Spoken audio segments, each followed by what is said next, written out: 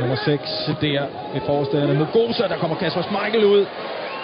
Jovetic og 1-0 til montenegrinerne her. Og det var lige nøjagtigt en af de her situationer, som Danmark skulle være opmærksom på. Og altså mål her af anfører Stefan Jovetic fra Manchester City. Nej, det er ikke fordi, det ikke var advaret Danmark, som du sagde før. Dødbold er de stærke til. Kom også først på de første par bolde her. Kasper får ikke bare bokset langt nok væk. Men Brundeli må også sætte sig lidt mere igennem i den duel her. Hvis du skal forsvare eget felt, så skal du ikke bare stikke foden ud, som han gør her. Godt sparket ind af Jovetic. Ja, vi han kom til afslutning. Det er til Christian Eriksen. Og der scorer han med lidt lodder og trisser. 1-1. Christian Eriksen. Det er over et år siden. Han sidst har scoret på landsholdet mod Ungarn her.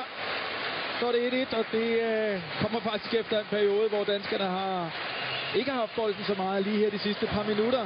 Men det er jo sådan set lige meget.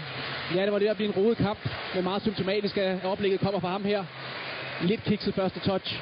Det var overblikket, venter en lille smule, måske god tålmodighed. Og det er ikke den bedste afslutning, han får lavet, Christian Eriksen. Det er hjulpet godt på vej af Brozovic ind i målet. En god ting af Josef Poulsen og 1-1. Ja, jeg synes, at Josef Poulsen efterlader et godt indtryk her. Ja, det er ikke bare sådan, at Vibe han bare kommer til at vade ind på holdet. Som en offensiv kreatør på højre kanten.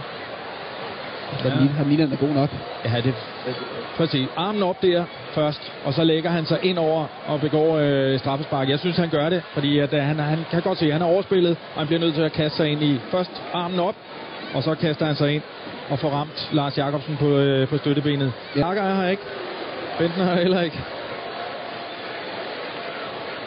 Og så altså Viktor Fischer. Og stadigvæk tosset træner Bogdanovic. Det er lige meget.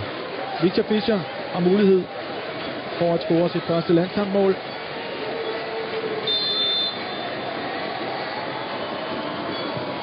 Og det gør han. Finder målmanden til den ene side.